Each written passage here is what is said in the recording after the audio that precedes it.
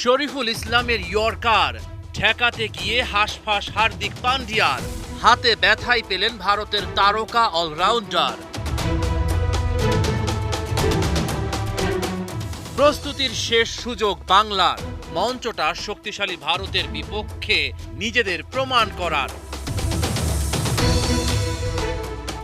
Toss জিতে ব্যাটিংয়ে team India, মহাযুদ্ধে নামার আগে কোহলিকে ছাড়া বাকিদের পরখ করে নিতে চায় রোহিত শর্মা।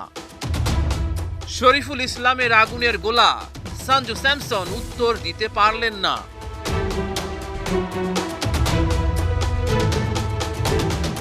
পাওয়ার প্লেতে ভারতের সংগ্রহ ৫৫, বাংলাদেশ ৬ ওভারে একটাই উইকেট শিকার করল।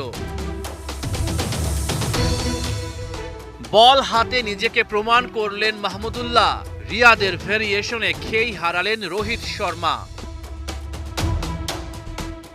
৩২ বলে ৫৩ রান ঋষভ পান্তের ব্যাটে এই উইকেট কিপার নিজেকে ঝালিয়ে নিয়েছে।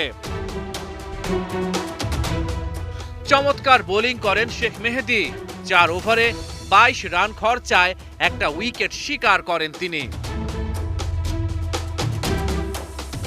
দ্রুত রান তুলছিলেন সূর্যা কুমার, তানভীর করেছেন ওর উইকেট শিকার। শেষ পর্যন্ত ১৮২ রান ভারতের বোর্ডে, অপরাজিত ৪০ হার্দিক পান্ডিয়ার ব্যাটে। বোলিংয়ে দারুণ নৈপুণ্য দেখালেও চোট নিয়ে মাঠ ছেড়েছেন শরীফুল ইসলাম। বিশ্বকাপের আগ মুহূর্তে তাই টাইগার শিবিরে দুশ্চিন্তা। রহমান পেয়ার, ৭১।